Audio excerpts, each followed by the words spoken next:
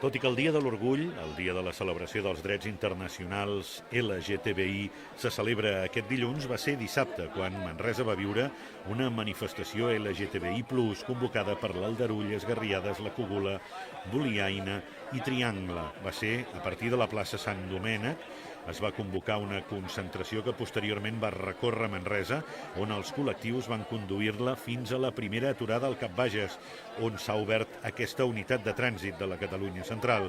Posteriorment va tornar fins a la plaça Major, on es va llegir el manifest.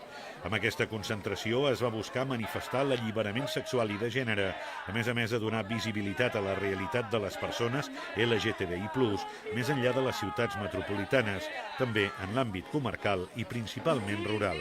Les expectatives de la manifestació és donar visibilitat a la nostra realitat i presencialitzar-nos, que no només hi ha realitats SRDI a les ciutats metropolitanes, sinó que també en l'àmbit comarcal i principalment rural. Cal mencionar que qui organitza això no només és l'Aldarull, sinó és la xarxa dissident descentralitzada, que és una xarxa que configura la Cogula, que és del Solsonès, el Triangle, que és de Navàs, Esgarriades, que són d'Osona i Lluçanès, i l'Aldarull, que és d'aquí de Manresa, i també el col·lectiu Boliaina, que és del Pallars.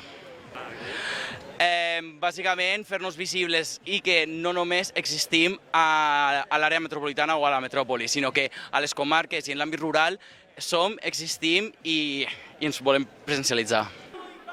La concentració va ser convocada per la xarxa dissident descentralitzada, una agrupació que engloba les diferents entitats de la Catalunya Central.